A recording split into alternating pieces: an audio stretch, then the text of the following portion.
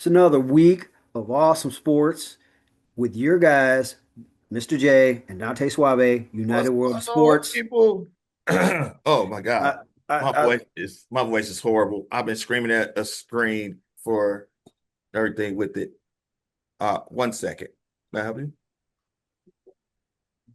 It's around that. The joys of having the school. long day at work once I got there. Oh, The joys of having the school on the same floor as the Democratic Party when they having a meeting. People peeking their head in here saying, Democratic meeting? Does this look like a Democratic place? No, that big symbol right here. Keep walking. Yeah. but so here's how we're going to format the show today. We gonna have some fun. I'm probably gonna irk Mr. J a little bit. We're gonna do some reactions. Let me see if I can find them. Let's see. Yeah, because you know how I follow them sports groups and their people are always Saying posting random acts of stupidity. Yeah, yeah. I know yeah. about the random acts of stupidity. All right, so let's start off with number one, worst contract. Jaylen Brown, 285 million with Philly. Donovan Mitchell, 273 million with the Cavs. Evan Mobley, 269 million with the Cavs. Chet Holmgren, 239 million for OKC. And 239 for Pablo Banchero for Orlando. Whose contract is the worst? If you want, you can put them in order.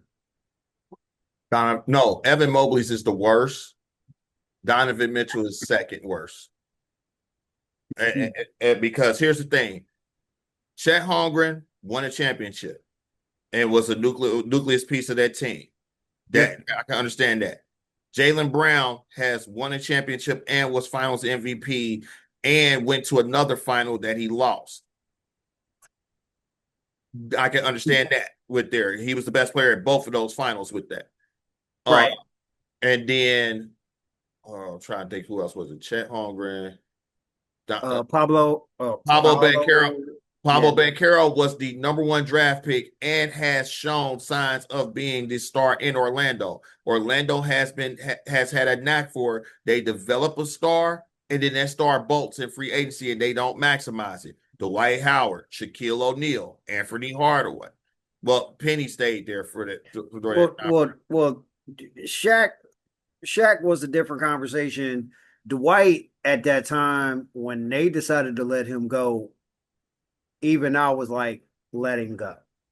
Oh yeah, but they Cause still that's when he was doing stuff like they be losing and he's sitting on the sideline laughing, giggling with everybody and like everything good.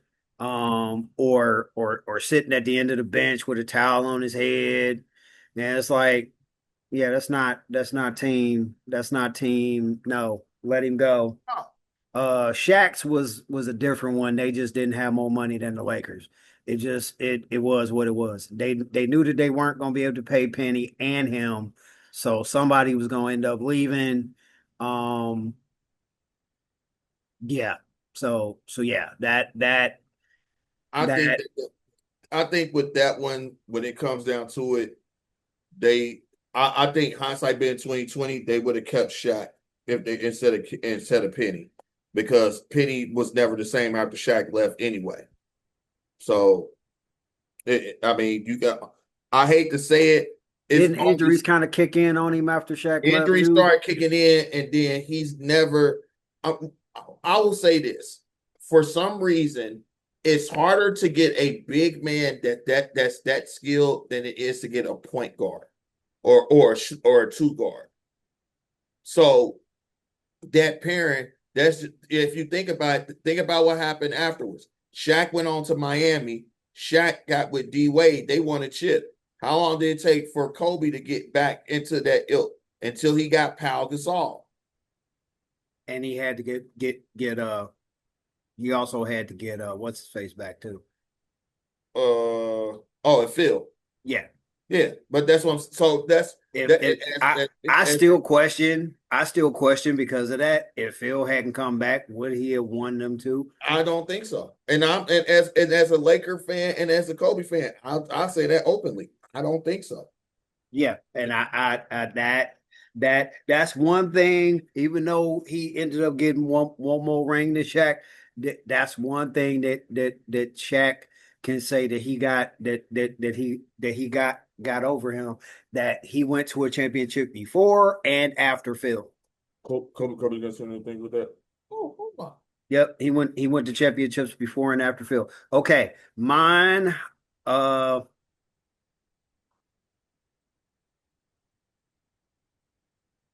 I'm definitely out of all of them. I'm definitely Chet's fourth, Jalen's fifth in terms of worst. Um, Banchero would be third. The only reason I'm gonna say that I'll agree that Evan Mobley's is first is because especially what happened last year. All that stuff that they talked about him and and the rest of the team and the injuries being the reason why they didn't go the year before, and then they basically had all of them and had Donovan and had James Harden, and then their big man didn't show up. They big man did not show up. Nah, he did that all. But Pop Mobley didn't. Mobley, Allen but see, didn't Mobley, I think they brought in on Mobley because of the defensive show that he was putting on during that time frame. But before he got injured. Yeah, right, but Mobley, when they did that signing for it, Mobley and him never really clicked in that mentality with that, and that's why when it came down to it, it was kind of like, well, what do you do in that aspect? For there, they was trying to lock up their star, which was there, but then you traded for Donovan, and then you ended up trading for Harden. And this is what that whole reason for that third apron comes into play. Because look at where you are now. You had a number one seed and you had a number two seed, and you didn't get anything out of it. Y'all got boat raced. So what is the not the quintessential. What is the purpose for having all that money locked up with people? You can't move that money. You can't move those contracts. That's why it's going to be interesting to see with everything that they're saying right now. With well, LeBron's going to come home and he's going to take the discount. Okay, so you put LeBron on that team. Does that make them a contender? No, but let them say it. They think that they still would be a contender. Yeah, we can do it. We can do this. No, that's why it's like, man, what the heck? all right. So, who's the greatest backcourt in history? You have the following people. Oh God. Now, the person that posted it said Manu and Parker. But let's see who we got. We got Dumars and Isaiah. We got Clay and Steph. We got Manu and uh and Park and Tony. We got uh Walt Frazier and the Pearl Monroe. And we got Derek Fisher and Kobe. We got Ooh. uh Ooh. I'm gonna hold this up here because I'm not sure who these two dudes are. They played for Boston. They were before Coolsey and who? here. Let me see. Can't see the screen. It's Crap. it's it's spell Here. the name. I will put it in the chat. Because if it's Coolsey and I will sit. Okay, I'm checking it now. And then Yeah, that's Cousy and shit. Who was 24 for them? His face looked familiar. I'd heard his name before. I just can't. It escapes me now. And then looked like Jerry West and somebody. Oh God. And All then right. they got Ron Harper and Jordan No, and Derek Fisher. Not Derek no. Fisher. And Brian Shaw and Right. Matching. Yeah. All right. So looking at these nine right now, realistically, you can take Brian Shaw and Magic out because it was all Magic. Brian Shaw wasn't in there. You legitimately can take to plug anybody in Brian Shaw's spot and Ron Harper's spot, and you would get the same result because nobody even remembers that Ron Harper was on the Bulls. Realistically, hate to say it like that. I know Miami of Ohio alum. That's because he was mostly there for defense, but he could score, but he was mostly there for defense. That's why. To me, it's got to be between now. If you're talking offense and Sam defense, Jones. That's Sam Jones with Bob Cousy. and who So was that with Jerry West? that's what I'm looking up now. Number 25 for Lakers. Gail Goodrich. Yeah, Gail Goodrich. So Okay, because if it was black, it would have been Bob McAdoo, but it was Gail Goodrich. So yeah, no. See, this is the thing when you look at this. The first thing that you're gonna look at these and say, okay, how many championships was won with those groups? So immediately, Isaiah and Joe are up there, but they only got two. Clay and Steph got four. Manu and I want to say Manu and Parker got three together. I'm not for. I know they didn't win more than four because they came in at different times. they won four. Four. They won four. Okay. Yeah, When they won every other year, 3, 5, 7, and then they waited 7 years and got 14 for their last one. And that's when they started to retire. Okay, so they got four. So right now you got two of them in that top three, those top three in there with four. The Knicks only got one with that group. They out. Kobe and Fisher, they got five. yeah. So automatically you start looking like, okay, uh until you see Sam Jones and Cherry and Bob Cousy.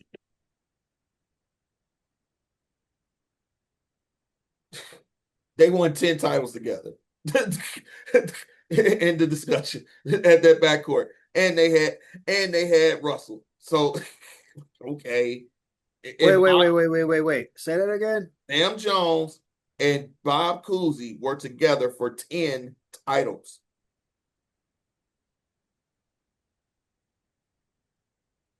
Because I think Jones became a coach as well. Okay, let me ask the question. How many titles did Does defense we know that championships is a part of it, but like in terms of like the level of defense, does that play a part in it? nope, Nope. nope. But to me, for that to be a pair, okay, they won five titles together. I'm sorry. I think Jones won 10 total.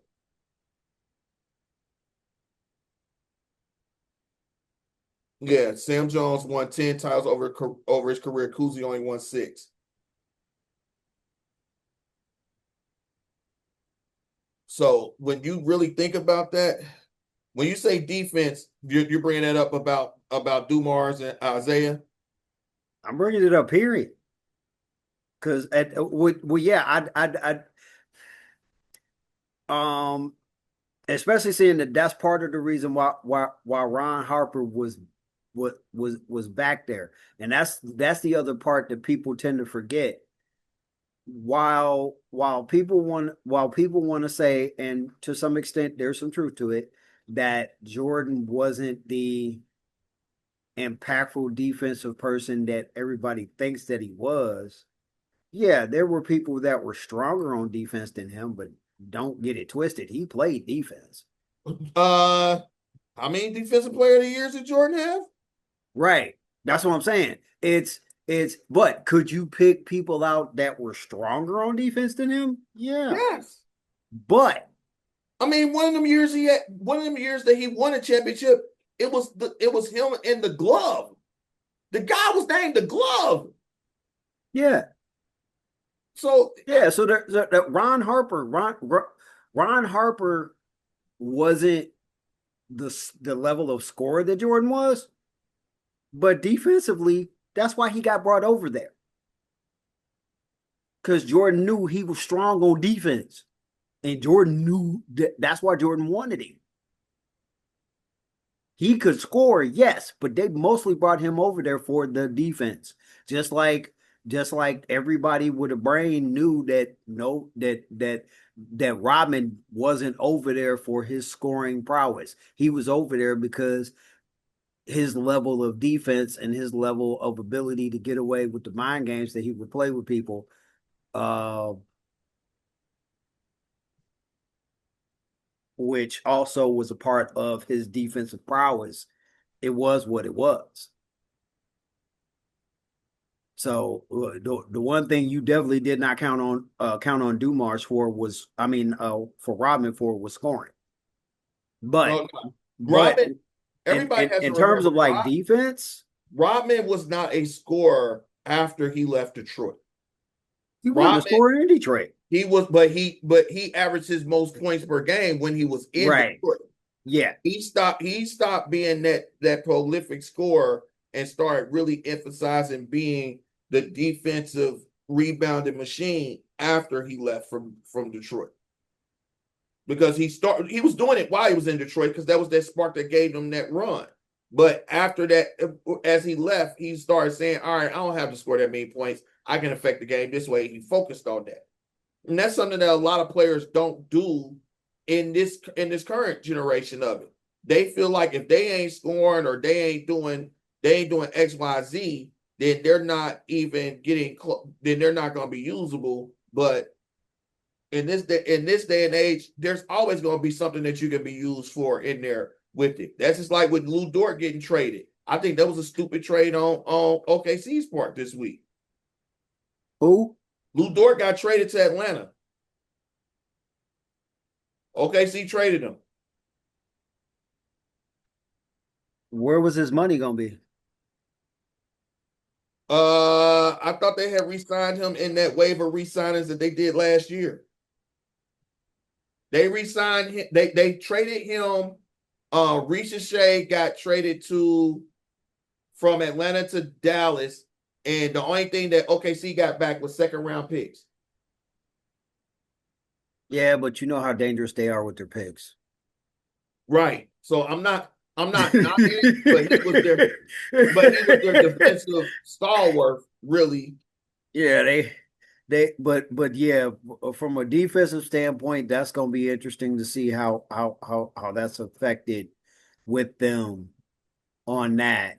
Yeah, I feel you on that because me and you talked about it. Like me, like I liked him, but you know sometimes he made me go, dude, no, stop, go sit down. You about to.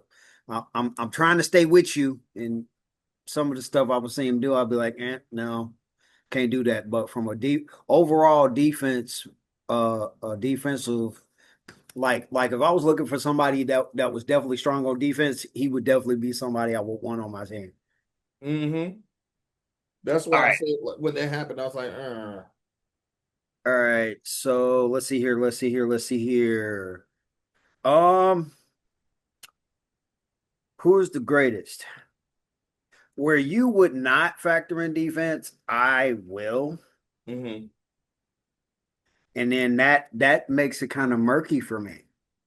Cause because then it goes to like how many championships you won and where you were defensively, and it makes it kind of unfair because there's a bunch of people here that I never watched play. True. And see, that's what makes these type of topics come up with it again. Like everybody for the Celtics, Knicks, and one set of the Lakers. I I don't know because I didn't watch them play. So to me to try to put them in any spot would be unfair because I'm gonna put the people that I watched over them naturally because I watched them play. But that being said, out of everybody that's here, it would go everybody that I've watched play. It would go in the following order: Jordan and Harper,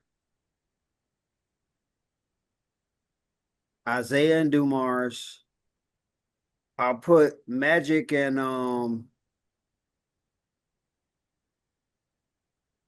Byron Scott. That's who that is. I was like, Yeah, wait a minute, that's not Brian Shaw. That's the Byron Scott. yeah, Um, potato, potato. I know, right?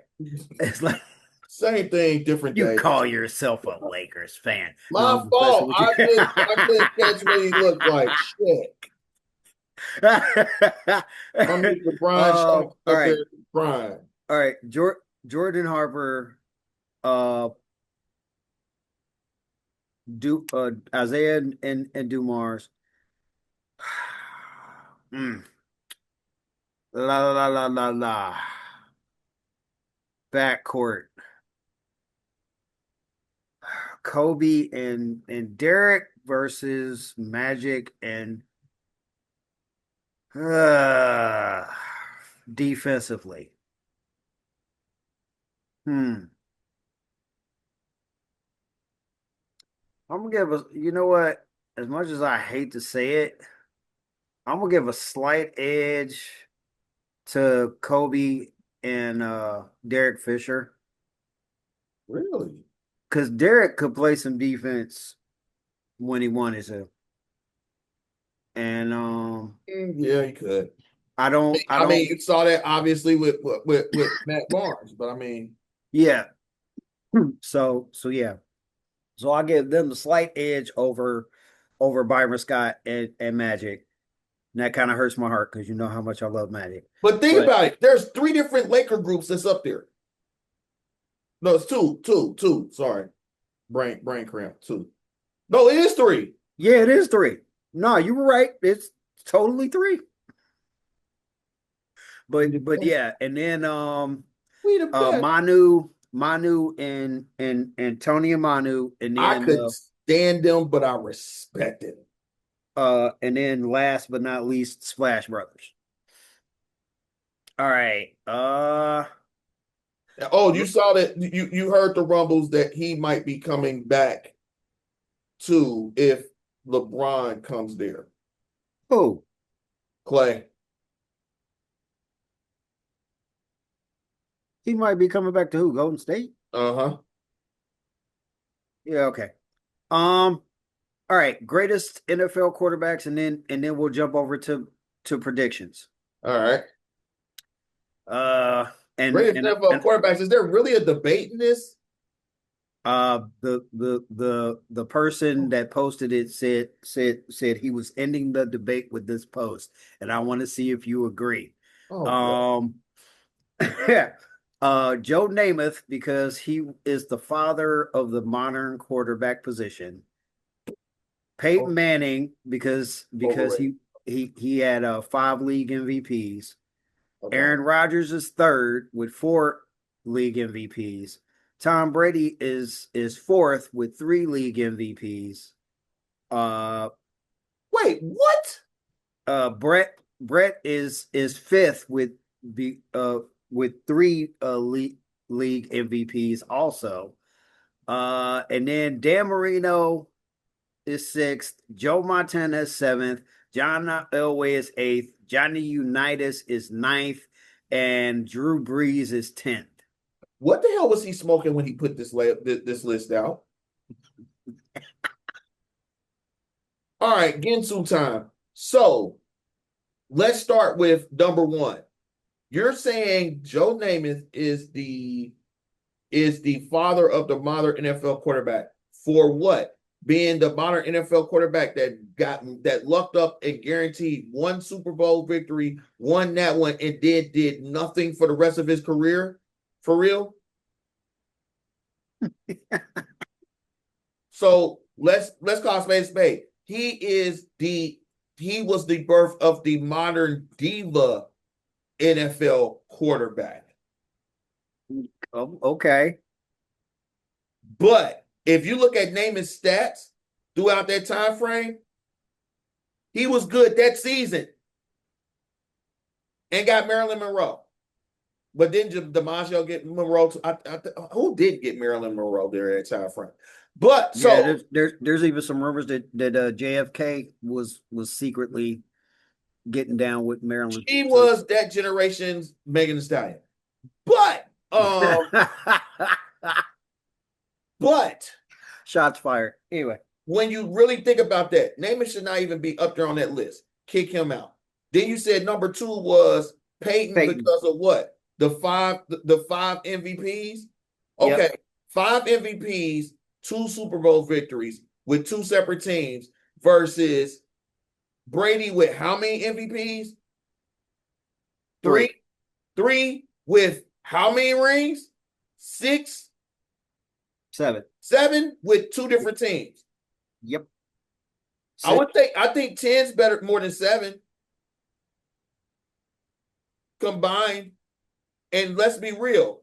And this is the thing. I abhor when people make lists and their lists are based off of just one thing that they can sit there and hammer on for the context of it. His hammering on the context was their MVPs. Newsflash. Can you sit here and tell me the last 10 MVPs of the NFL? No. But if I ask you what Super Bowl it was, you can sit there and tell me who won each one of the last 10 Super Bowls. This is where overall accomplishment comes into play when you're ranking for the greatest of all time for this. And I wish that people would really think about it before they say it or to do clickbait like this, because it's going to get sniped out of the air like it's somebody out in the wilderness for the U.S. military. There is no way, shape, or form you can sit there and take just MVPs and shape your argument when there's Super Bowl championship, there's wins, there's passing records, those are the main ones for a quarterback that you would need. Matter of fact, that's the main 4 that you really need to worry about. Their individual records. Then you will go to their MVPs. Then you go to their wins. Then you go to their Super Bowls. That's how you step it up. So to sit there, because Tom was petty. Tom was petty, and in the fact that because of what was apparently clearly going on with his personal life at home, I'm kind of figuring that's why he came back, and that was another reason why he came back and did what he did in terms of making sure that he beat all Drew Brees' records and won another Super Bowl, got to another conference championship. But let's be real here. Even if Tom, let's be honest here, even if Tom did not break Brees' records, would we even be having an argument between Brees and Brady being on who would be the GOAT? No, because we wasn't even having that debate then. Everybody gave Brees all the accolades for being the quarterback that he was. And a lot of people felt because of stat wise, because he was ahead of Tom in TDs and yards, they felt like he was better than Tom. You can't say, but okay, if he was better than Tom, and let's call space debate. If he was better than Tom, then he should have at least made it 2 more Super Bowls than he did. Not in New Orleans, he wasn't. And not in San Diego. Yeah, that too. So that's what I'm That saying. So you can't. He did it in spite of. You give him his accolades for that. But at the end of the day, we've watched Tom take teams that were not even remotely at a good team and get them to a Super Bowl.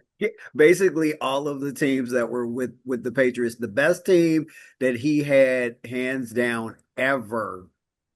Um, although wide receiver wise, Randy trumps everybody. Aside from that, Tampa Bay was like the best team that Right. overall team that he had that didn't have to be developed. And that's why when that argument comes into play, that's why it comes a dead stop with that. Because it's like out of everything that was going on with that, everything that you saw people do, everything that's with that, you cannot deny the fact that Tom Brady won 7 Super Bowls and won three MVPs and has all the passing records. They so desperate not to give him his accolades that they bring up the fact, well, well, well if it wasn't for Adam Vinatieri, like yeah, But but who had to get him in range for the field goal to get kicked? just I'm saying It's because they didn't some of run the the ball much, dumbest so things so when so it you comes to can't these say the running arguments. backs. The running backs might have contributed, but no, but none of them contributed more than Tom. So It's like it's it's like what do you do? What do you say when it comes to that to make it work? It's just it's awe inspiring. yeah, I have to agree with you that and the people that try to exclude the Super Bowls because as people put it, everybody can't make it to a Super Bowl. There's a whole bunch of factors. At the end of the day, that's part of your job. So it has to be a part of the conversation. Mm-hmm. Now, if you want to exclude it for a specific conversation, fine. But in terms of saying who is the best,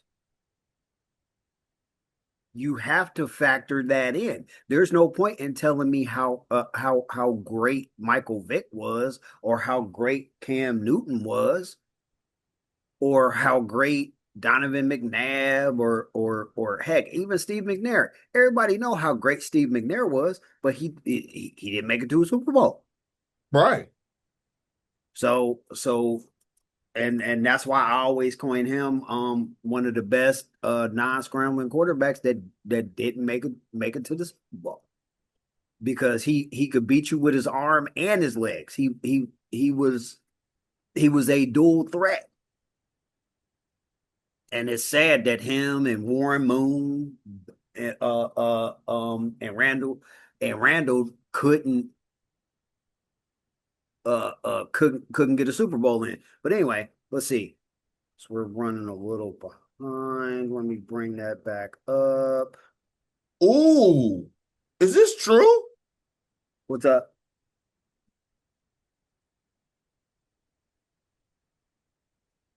Hold on. Hold on. If this is true, this is about to be groundbreaking. There's a rumor going around that ESPN fired Ryan Clark. I saw that, but seeing that I'm always seeing him on the pivot, and I wasn't. Well, I haven't been watching that much lately either. But see, So here's the thing. He doesn't he rarely appears during the off season, except for like around the draft and getting ready to go into training camp. And if they did, that's stupid. And the only reason why I'm gonna say that that's stupid is because that's been your pretty much your that's pretty much been your most stable NFL voice that you've had, and it's not. And to let him go, yeah, I don't think they showing. Ooh, I don't think he has ESPN on his thing now. He might be gone. ooh, then it was true then. Um, you know what? I'm gonna say that for next week. That way we can get going because we only got about we don't have a whole lot of time, and I got other stuff to do. Yep, So here it is. I got other. ESPN has parted ways with longtime NFL analyst Ryan Clark as the network begins a new round of layoffs continues expected to continue throughout the week. Wow. So Well, but this is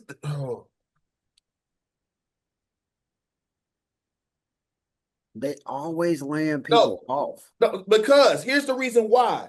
This is gluttony, and this is what gluttony does to you. You bought the NFL network.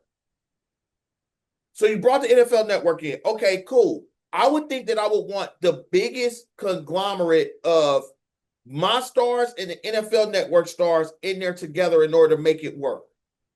Yeah. Let's call a spade a spade. Who was people tuning in to Get Up, First Take, and the Monday Night Football analysis and everything to see? Ryan Clark. Everybody, you can interchange whoever the fuck you wanted to. After Ryan Clark gave his speech after what happened with Damar Hamlin here with that solidified it to where he should have been locked and loaded no matter what it was until he quit. He should have been one of them people that you put up there when you talk about the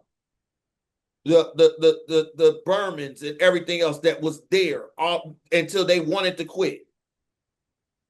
So now you letting them go. Who you gonna get to replace them? Your ratings is about to tank. And don't let it be, because here's the thing. The one thing, and before we get on this tangent, and this piggybacks off of everything that we were um, talking about and being around last week with Black Tech Week here. Here's the problem. The corporation losing the star player is going to hurt the corporation more than it is the star player. And the reason why I say that is that he's already established to where Pivot was at Fanatic Fest with one of the richest people in entertainment backing them with that. He didn't need the ESPN rub no more. But is ESPN going to be able to sustain their ratings, which is what they base their dollars for their things, especially with the NFL, without them? And I don't think there's too many personalities that's not underneath ESPN's umbrella that could match up with it right now. So this is about to be a very interesting season because, truth be told, I'll watch, but I'm not going to pay attention too much because most of the times with anybody else that's in there, and this is no knock against Blair McFarland or I forgot what his name is, the other lineman that they have in there for it, and some of the other people that they have interchanged in there for it. You guys are interchangeable. That dude was sitting at the desk right next to Greeny in the morning on Get Up. And it's crazy to see that. And then they're saying that there's more because now it's making me wonder what you gonna do. It is the only person that might be untouchable. It is Schrader. Schrager and Stephen A. So what do you do? But the crazy part about it is you do all this and then you turn around, you bring back Mike Golick and Mike Golick Jr. to be on your radio shows. What'd you say? To It's the 11th anniversary of Bleach Brave Souls, and they're showing the Ukiura and Grimjow. They're showing new versions of them. They are, oh my God. I might have to put some money on it. I might have to put some money on it to get them characters because they look awesome. wait, Anyway, wait, wait, hold on.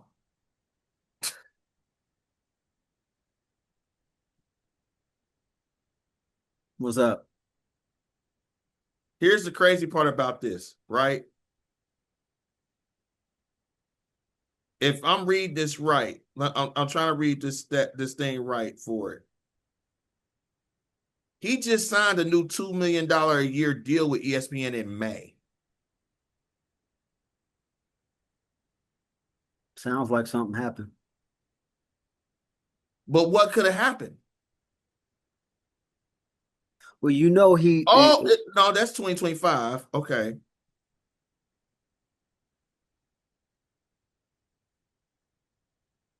would you know he had a tendency to be very outspoken. The question is But you gotta think about it. If you fired him, you owe him that 2 million. Unless you say it right, with unless you got it with cause. right. And that's that's the part we don't know. We don't know. Wow, this just fucked up everything. Yeah. What? What's up? Okay, so Andrew Marchand, and then we'll go through the picks right after this. Andrew Marchand's been tweeting this today. ESPN has cut times with NFL analyst Ryan Clark. The Athletic has learned. ESPN cut times with Ryan Clark as the first part of broader layoffs that are expected tomorrow. The Athletic has learned. Clark was informed during NFL Live. He did not finish the program on Monday. He was on the air when they let him know. So it says ESPN has cut ties with NFL analyst Ryan Clark. Sources briefed on the move told The Athletic. Clark was on ESPN's NFL Live on Monday. He was informed of the decision during the show, said the sources, speaking on a condition of anonymity to discuss a sensitive matter. Clark did not finish the program. Sources at ESPN say the reason they told Clark during the show was due to media inquiries into his departure and a fear that the news would leak out before they could inform him. Since after the Super Bowl in February, sources had told The Athletic that Clark's job could be in jeopardy. Last week, The Athletic learned that Clark was likely to be let go. ESPN's plans was to do that on Tuesday morning, but after receiving calls on the matter, chose to inform him during his show as it did not want him to read online before being told in person. ESPN and its sister platform, NFL Network, are expected to have more layoffs Tuesday as part of broader cuts at their parent company, Disney. There are expected to be a small number of layoffs of on-air personalities based at ESPN's headquarters in Bristol, Connecticut, as well as a large number of employees both on and off air from NFL Network. ESPN acquired NFL Network and other assets in February, which gave the NFL a 10% stake in ESPN in a deal valued at around $3 billion. ESPN declined to comment on Clark or about any additional layoffs. Clark was making more than $2 million per year, the sources said. He had been with ESPN for more than a decade, and while he was slated to be a large part of his Super Bowl 61 coverage next year, when the network is set to broadcast the event for the first time, the sources said there have also been talks.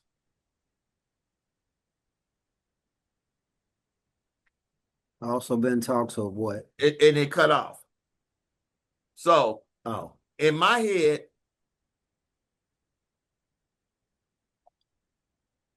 either there was something in the books with the NFL with the NFL merger that you didn't realize, and you realized that they were more in the red than they were supposed to be when you took that on that for letting the NFL buy into ESPN, uh-huh. or the NFL, now that they own a 10% stake, had so many different wordings or something from things that he said that might have caused them friction or caused them angst in there, that they said that's a part of the deal they wanted them out. But my biggest thing that I want to answer that question is that you've been using this man for promos for your Super Bowl, for you showing the Super Bowl next year. You didn't pay this man to where you made him $2 million, gave him $2 million a year. Hmm. Why are you waiting until less than a month before the training camps to cut him loose Hmm. to where he could possibly go to a competitor and get on there? Because guaranteed there's going to be some clamoring with CBS, Fox, and everybody else to try to get him. Or Amazon and everything else. You got to understand where the landscape of it is. But this is what the part of there's never a right time for somebody to get fired, but to do it while he's on air. So because you didn't want him to find out from the internet, tighten up. Can't tighten up. Right, exactly, because the anonymous sources, they still got it out. So one, tighten up. Two, have the balls to do it at the end of the season to give this person a chance to move on to greener pastures. Even though he was okay, I don't think it's going to affect him. Who knows with some of these other people that have built their careers off of being around the NFL that's going to get fired tomorrow. And now they're going to be scrambling to try to find other jobs within the industry if they can within a month. And see the craziest part about this is that the same conversation gets had for people that's got regular jobs. Yeah. The timing that the business decided to let them go, to lay them off, to fire them. It's This is exactly the same conversation. So, and that's what needs to be understood. At the end of the day, it's fun, but they're at work. The actual football players, it's fun, but they're at work. Um, I've always liked Brian Clark. Brian Clark has always tripped me out the way Stephen A. There was a few times that Stephen A. got him fired up, and I wondered exactly how off the rails the conversation was about to go. Um, but that's what I always liked about Ryan Clark. He wasn't biting his tongue for nobody. No. Now I know last year there was a couple of instances where him not biting his tongue kind of got got him a target on his back because of the way he came at was that Orlovsky or Schrager? Schrager. Yeah. Yeah, that wasn't pretty. That wasn't pretty at all. But I thought he had recovered from it, although I always kept in my reserves. Like if there's any type of firings coming, I believe that Ryan is gonna take that hit. But if that's true, like I said, I not understand that it comes with the territory for it. But you got to make it make sense to where you're putting yourself, if you're cutting costs, you're putting yourself on the hook for $2 million because you signed somebody in May and you're cutting them in July. Yeah. Something has got you got to make that make. If I'm the accountant that's trying to balance these books, I'm gonna be looking at you like, what the is this? Because you're gonna have to pay them. Or you're gonna have to legally show with cause, which if you try to go legal, you're gonna eat that money that you would have paid them in legal fees. So, oh my goodness, yeah. Look, ESPN, just hire me for 500 grand. Y'all good? I'll take a spot because at this point now, because at this point now, you need some type of realism and not somebody sitting up there. Oh, well, the Cowboys are going to win the Super Bowl again, just like the Jets are going to win. Ain't that right, Greeny? Yeah, that's really, really what we're keen on here. That's all you're about to get. It's not about to be no realism whatsoever. All All right. right. With So that being now said, that kind of cut into our time. So now we got to look at the uh schedule, the schedule. all right. So I pulled up the South. All right. So I'm trying to see here, pulling up the and I'm spreadsheet. gonna try to do some better research with this neck going into next week. My schedule is like opening back up to where I can try to, because I remember I always told you that when I did this, um and we will actually revisit this next week, Okay. for a few minutes, just so I can have a chance to like implement how I used to do it. Because how I used to do my prediction was I would look at their schedule and I would also include like tough schedule. Hmm. Like how many teams are they playing that were in the playoffs last year? Yeah.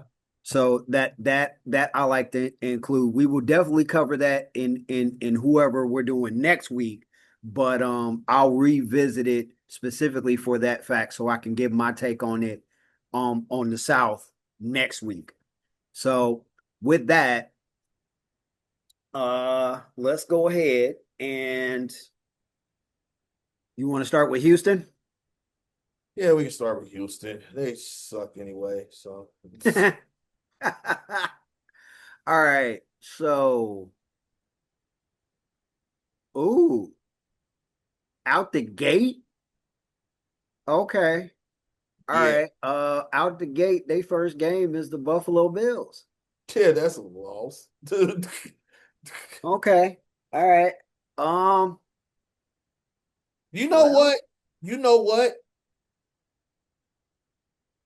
Hmm. if their Hmm. defense didn't take That's take what t- I was getting ready to sit there didn't and take say. too many hits, that's gonna be an interesting game because the Bills are gonna be looking for vengeance. Because if I'm not mistaken, the Bills did lose to them this year, right? Did they lose to them last year? Huh. Hold on. Let's see.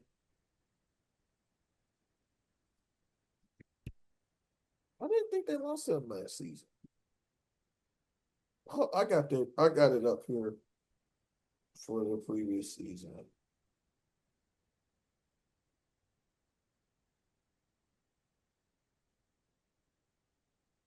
Buffalo, and North, Bengals, South. Here we go.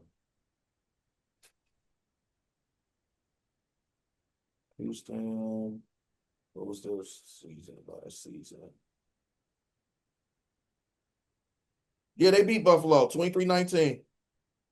Yeah, yeah, because they could Wow, they not. went on a run at the end of that season. Houston. Yeah. Well, yeah, because I mean, once Daniel Jones got hurt, Daniel Jones got hurt. Uh,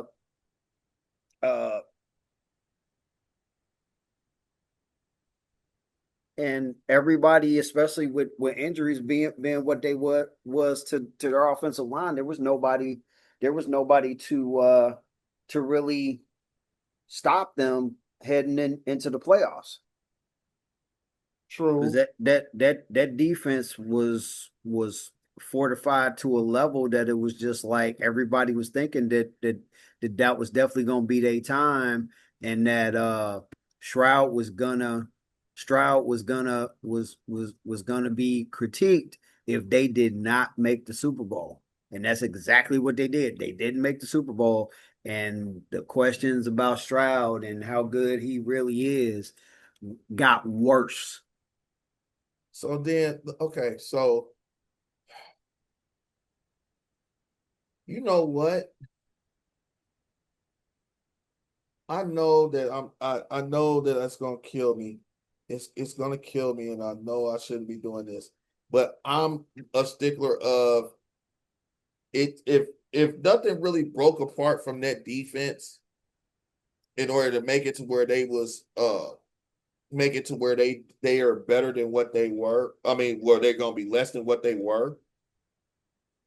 I don't see I don't see them losing that game.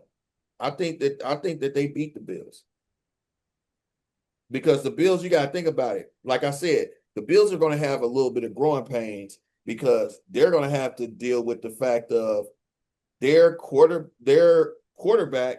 I mean, their OC is now their head coach. So Yeah. it's not going to be that same thing to where the play call, unless he's calling the plays, which I don't think that he is. And that's what's going to make it to where it's going. That's going. Oh wow, that's going to be interesting. And it's at home, so Buffalo's traveling. So yeah, I give that to. I give that one to. I give that to them. I give it to the Texans. Um,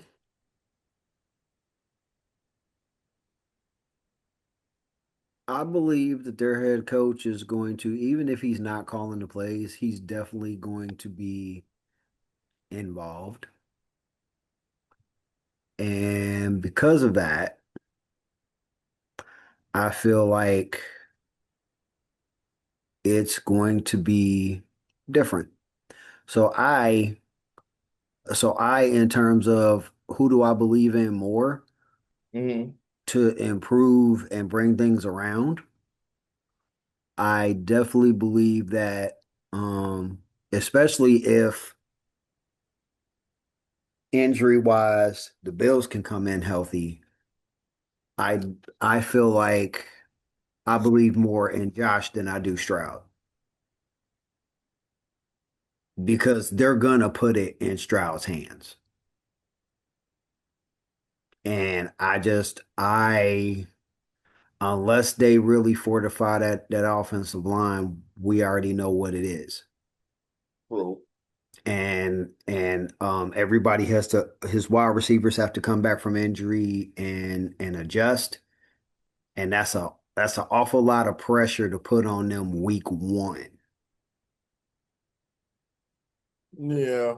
So I beg to differ that I I believe that the offense for the Bills will be a lot better, especially with an offensive minded coach or coaches really paying attention to it. So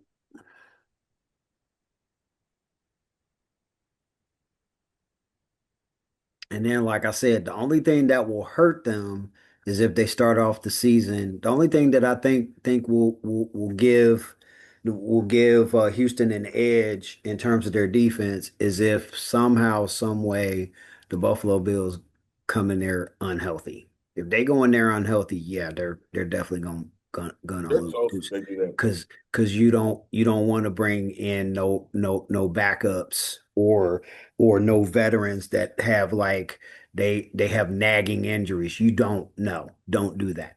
No. If you got to put in straight rookies, do it. Because at least with the straight rookies, if you get them going in training camp, they could get some type of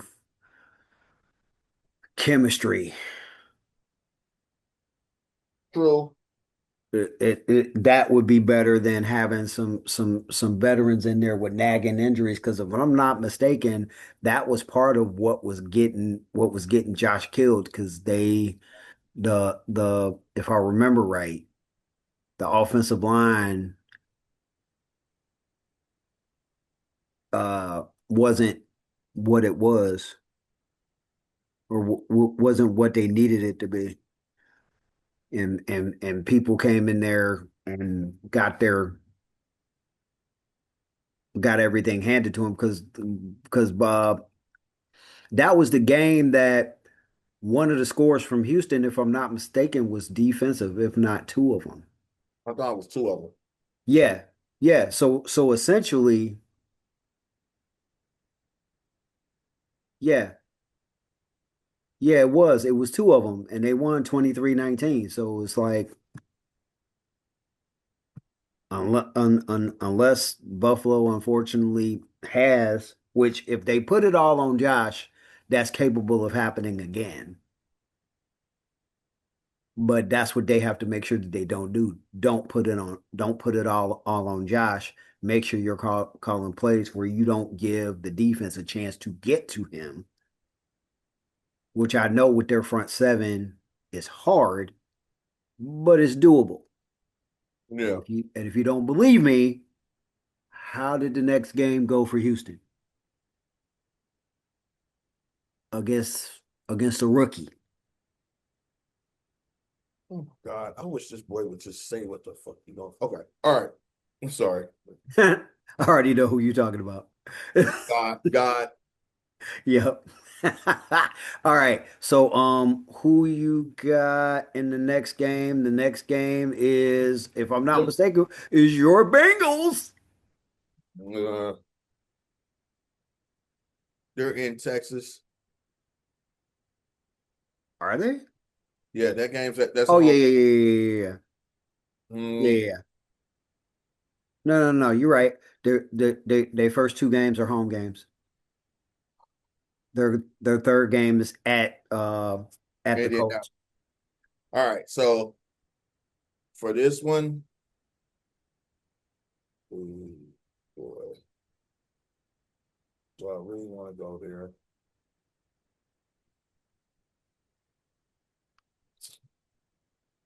Yeah,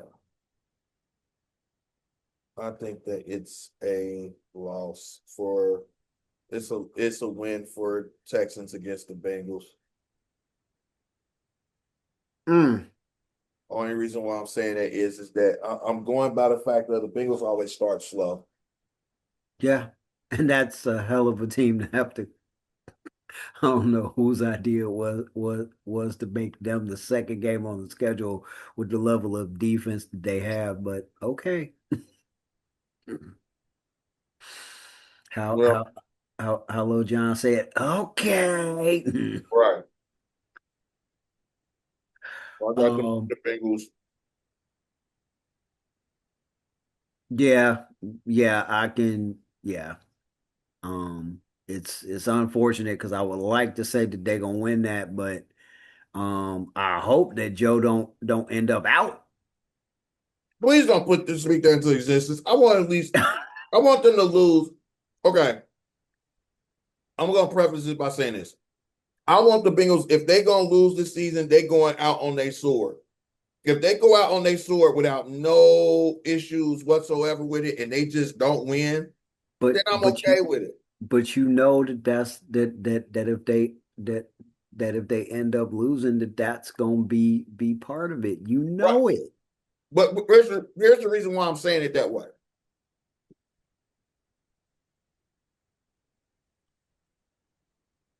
It gives them built-in excuses. That's exactly what I said at the end of the season last year. Yeah. When he came back and they were still fighting at the end of the season, even though the season was what it was, I sat there and I said, the one thing about the city is this city will have great expectations, get them expectations kicked in the nuts, and then have somebody gently massage it, just be like, oh, it's gonna be okay, to where we start to feel better about it and won't change anything to where it just cycles back over again.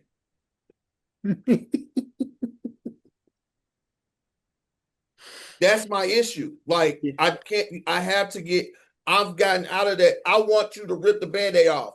Have your best squad out there and lose. That way you can't have no excuses. If you blow it up after the fact, cool. We tried. We had everything, we had all of our ducks in a row, and it just didn't work. I'm more of a proponent of that than, oh shit, Chase got hurt. That's the reason why we lost. Let's run when he gets healthy, let's run it back again. But at the end of the day, and this is the unfortunate part, and we've talked about this, if people are honest, that's what ends up happening when teams go on long runs. When you honestly look at the other team, whether it was the front office that caused it, whether it was the locker room that caused it, the coaching and the player, the coach versus player relationship that caused it, whatever caused it, injuries, whatever. Something always causes it where teams were not at full strength. Rarely, if ever, True. True. it rarely, if ever, will you ever. Not every team is going to be like the AFC East when the Patriots were quote unquote dominating. I was well aware that the Jets were what they were. Miami couldn't get out of their own way, especially when that stuff about the bullying came up. And their offensive line was awesome. And then that bullying stuff happened, and then the Dolphins nosedived after that. They were never the same. True. Yeah, that is true. And that was their opportunity to try and take down my Patriots. Like I said, I watch and I am aware of what the deficiencies are, whether it be part of the play calling, whether it be injuries, because like the whole Amendola, I liked him best when I had him on a football game because he didn't get injured. Because he was a talented dude, but he stayed injured too much. Yeah. So I actually didn't like the fact that he came over. Wes Welker, I was trying to figure out what the hell Miami was thinking. Out of everybody to give him to, you give him to to the Patriots, really? You give them the time? You have a hard enough time trying to beat them. You got to do more than just beat them at your house. Okay, so y'all split during the regular season. Okay, how'd that work out for you?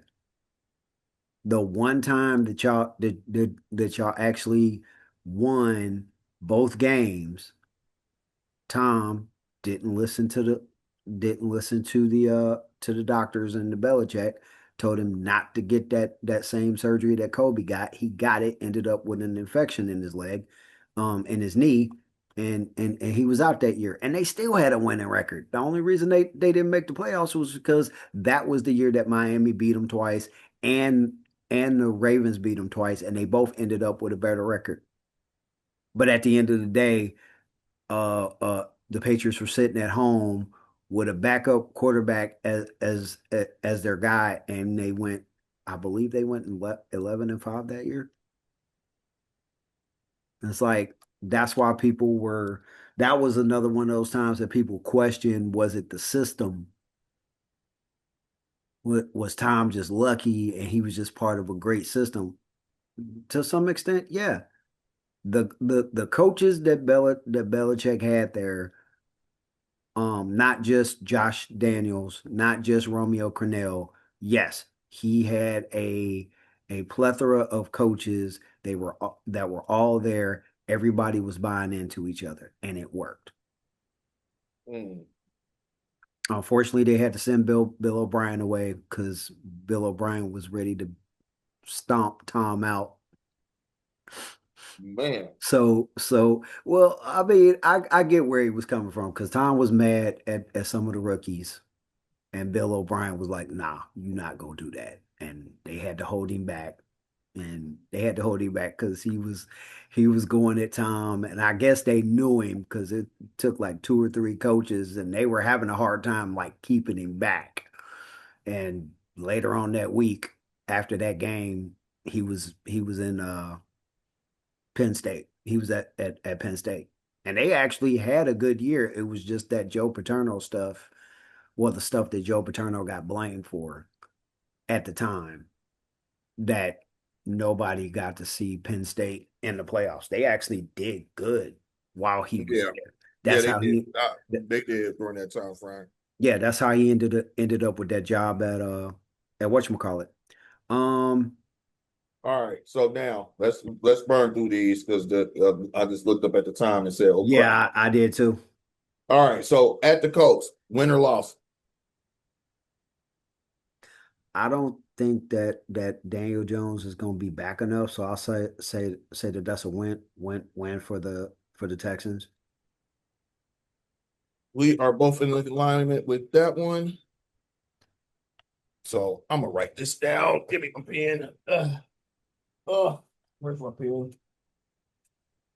So you've got it as a win. Where the heck?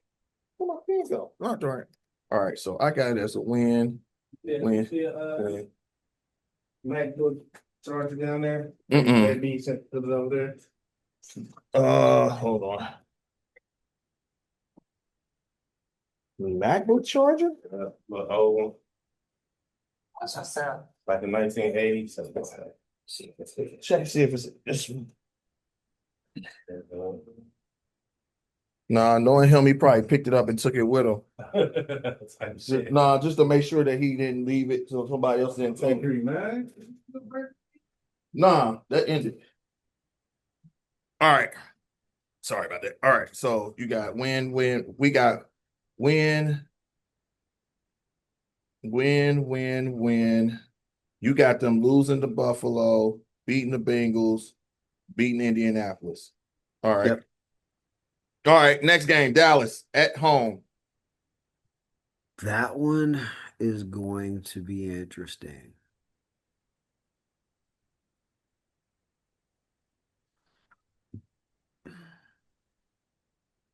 That one's gonna be so interesting that I'm actually gonna say that they're gonna lose that one. I think they're going to lose to Dallas too. That's going to be their first loss of the season for me. All right. At Tennessee. That's a win for them. Yeah. All right. Jacksonville in London. That should be a win. Ooh. I'm putting that one as a loss. You can take that one as a win there. All right. Then back at home against the Giants.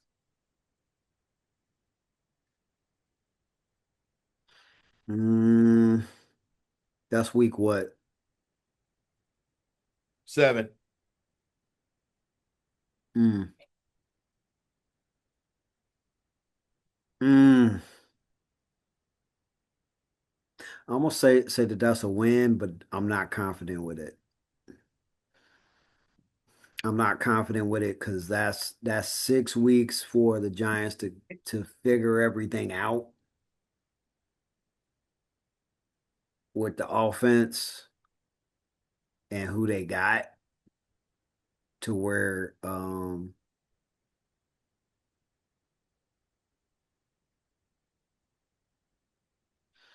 that game might be tough.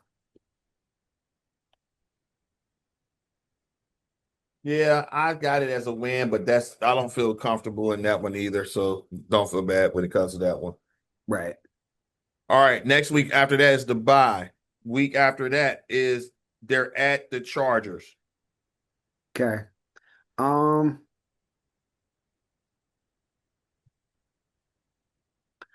I, I'm gonna put it down as a win for them,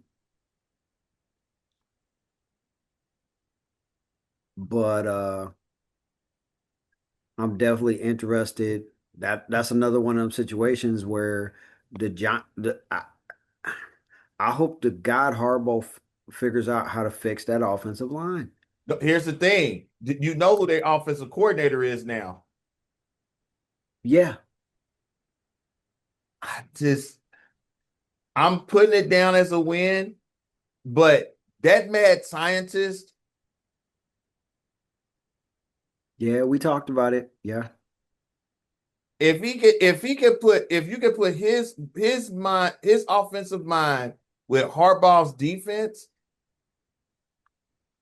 I don't know. That might but yeah, but their Achilles heel at the end of the day, he has that mind, but can his mind help that offensive line? true.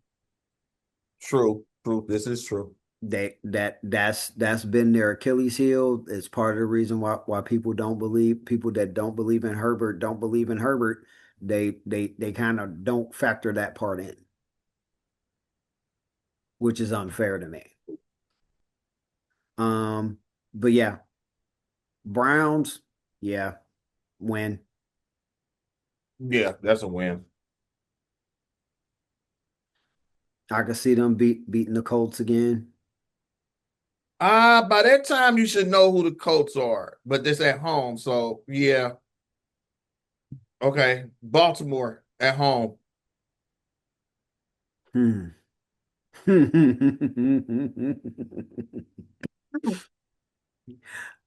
Um, Baltimore better win that because you This know might what I be said. You know what I said about Baltimore. Baltimore has to win. This is a New York Knicks moment before the New York Knicks. I said this about the Ravens before I said it about the Knicks. The Ravens have to win the Super Bowl this year. they're not going to make it. And the crazy part about it that I just seen was that they have. I did not know that part of the contract. We've been getting on Lamar about his contract Yeah. and everything with it when he went through the whole situation before and this one now. Who has the last laugh? He has a no tag clause in his contract.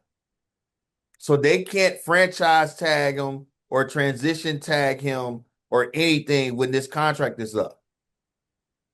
That's why they're rushing to try to sign him because if they don't sign him, he becomes an unrestricted free agent right out the gate. Yeah, but the problem is if you give him that money, then he's gonna fall into the same situation with Mahomes and Josh. Yeah. And And and and and his contract is going to hurt the team. and that's what but at this point then that's where the question becomes. Are you worried about him hurting the team or are you worried about having keeping continuity on the team? What continuity? Because at the end of the day, they kind of have Zay Flowers and the tight ends, um, and Lamar. I question if they have the level of chemistry that they need because at the end of the day, when Lamar most decides that he's gonna stay in the pocket and he's gonna do his thing, they end up at home. Yeah. So Yeah, so I mean they end that's why up I at said it's home. going to be an interesting playoff for this Oh yeah. That's why I said they have to win that game. one. They have to win that game against Houston. I think they lose it. Yeah, yeah. I'm very interested to see. There's so many teams that I'm interested to see how this season's gonna go. The Ravens have to win this year. They have to win. I don't want to hear nothing about Josh or Lamar. Both of them. Josh had his failure last year. He had his failure last year, and as much as I hate to say it, I think Lamar is going to have it this year. And if he does have it this year, I think the front office isn't going to be as worried about whether or not he signs or not. Yeah. All right. At Pittsburgh.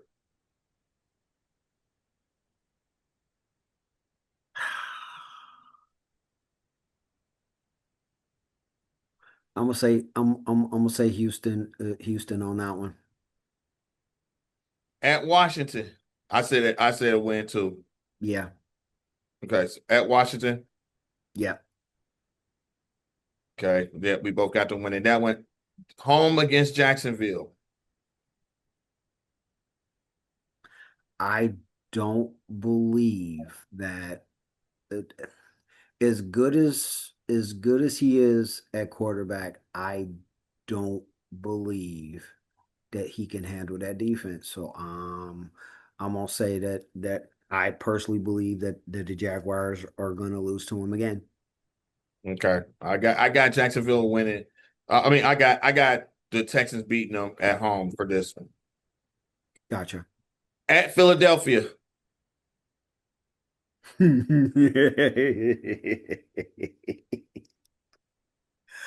You know what? I'm actually gonna. I actually believe that Philly can win that game. yeah, I got Philly winning that one, especially in December. In December in Philadelphia, yeah, and it's a Christmas Eve game at night. That's an 8:15 start, so definitely with that one. All right, at Green Bay, Hmm. their end of their season sucks.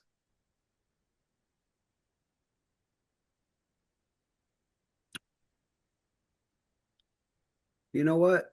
I'm actually going to give them that one because the one thing that has always been proven about Love is that between him being able to handle pressure and that offensive line by the end of the season, things usually are dicey by then if they haven't already been dicey like they were last year. It actually started earlier than usual last year. Um, at the end of the day, he can't handle Love can't handle pressure. So Nah. this is the Texans being on the schedule at all, no matter where they what part of the season that they play them is just it sucks.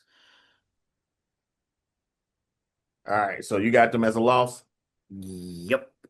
All But right, I got them as a loss against Green Bay too that late in the season, and then they oh no come no no back. no no no no no no no no. You got the Texans beating them. Oh, Yeah. my bad. Sorry, I No, you got good. I got them losing. I I think that, don't know if Micah there's going to be a question of is we know that the players lean on Micah, so that's yeah. their Achilles heel. And anybody that can pay attention to what went down in Dallas, you can come up with a game plan to take that down. Plus, like I said, Jordan Love versus a dynamite defense. I don't see how you watch how Green Bay has gone out. And I know that injuries hit the defense last year as well as the offensive line. I get all that. But at the end of the day, pressure bust pipes.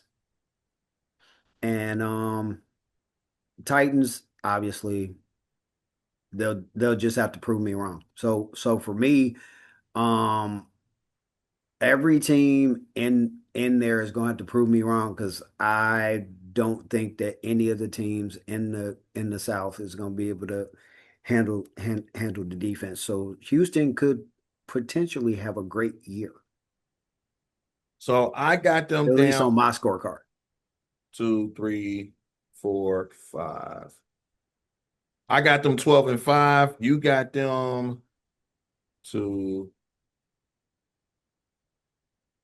you got them 14-3. You ain't got them losing to Buffalo, Dallas, and Philadelphia. Yeah, Huh? yeah. Everybody gonna have to prove me wrong, especially the other part. How you gonna do against that D? Right. All right. So it's 8 o'clock. It's one thing whether I belong, which there's quite a few teams there where it's like, you know what, it's a toss up. Yeah, I definitely with that one. Is technically a toss up. Like I like Daniels, but if that offensive line hasn't gotten straight for another straight year, the True. question is can he make it through the season? Can any That's gonna be the biggest question. Can anybody make it through the season when it comes to that now? Yeah. Because it's just been there's been too many kind of gimmicky kind of injuries when it comes to that. All right. So I hate to do this, but I gotta go. No. I got you. We were gonna be revisiting the South anyway. So Yeah, yeah. so we're gonna so everybody, what we're gonna do is we're gonna do this. Now, I'm sorry. I'm gonna preface this by telling you guys this. I'm sorry. I have a heart out. I have family that is in town. Our family reunion is going on this weekend up in Wisconsin, and I've had family members that travel via RV from Alaska and Colorado to get Holy here. crap. So I promised that last time that they were here, I didn't get a chance to really see them. So I'm gonna make sure I go out of here in order to do that. But with that being said, next week's show, next week's show, we going 3 hours. We going till 9 o'clock with 9:30. We're gonna take the whole time and go through it. That way Yeah. we'll be ready to rock and roll, and we'll catch up with the rest of the South with that and get that rolling, and then we'll catch on with everything else that's going on right now, because there is some doozy of topics that we didn't hit. World Cup turning into WWE at the end of it. WWE and their stupidity. Um, Yeah. yeah, WWE and their stupidity. That if you watched, I don't No, want to go on that tangent. I actually need to get caught up because I told you I had to do class all weekend and I actually forgot that Saturday night's main event I was did too. on I did and too. I saw it and I'm like, ain't no point. I'm tired. But here's the sad part about it though. When you say ain't no point, it really wasn't no point. All right, now I'm gonna really have to watch it. I'm gonna catch up last. I'm going to preface this with the only thing I'm gonna tell you is this. The clips that you saw with Roman Reigns and everything else, The main ones I've been seeing is that I'm kind of feeling like Nick might be getting ready to come out of retirement. they announced it the next day. Okay. They announced it the next day at the kickoff show for it. So yes, Nick Aldis is out of retire. He never was retired, Right. but he's about to. I think that they're about to let him wrestle as his last thing, because I think he's going to be going into the Hall of Fame next year in that class for it, and they're going to let Gunther do it from there. Here's the thing, Nick Aldis. If even if you don't watch Chris Van Fleet's interview with him, when it comes to that, I with me being a wrestling head, Nick Aldis, that was the NWA champ for years. I never understood why he never jumped over to WWE during his heyday. Because during his heyday, would have put him up against Brock, Braun, Undertaker on the back end of it. Shoot, who else was in there Yeah, for? even him over in TNA with his wife. Yeah. Yeah, but that's what I don't understand why it went. I don't understand why it took so long, but he's not going to be wrestling for too much longer in there No. for it. That's why I'm saying that, and it's ironic that he's going in against a career killer. Right. So it kind of makes it where it lines up with it. But with that one, but the bigger one, the whole. I never thought I don't. I'm not going to have Nick's fatigue, especially when you're at Madison Square. Doing the one gimmick was the one thing, but that whole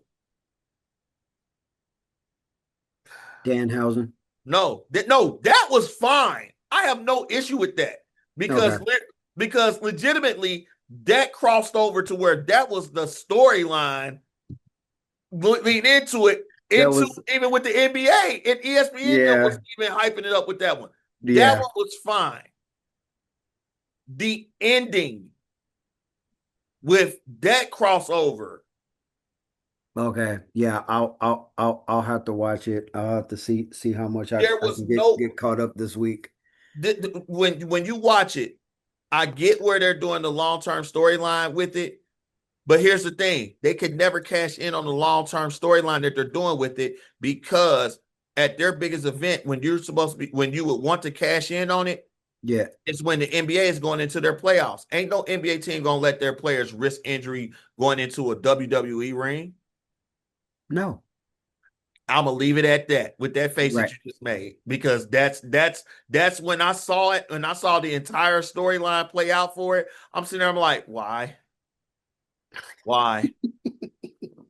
All right. With that, you go have your family time, I'm man. about to go have my family time. I will see you guys next week, 3 hours. I'll Yep, at yep, your yep. boy. I'm Dante Suave. This is Mr. J, and we will see y'all next week. Later. Mm. From a million miles away.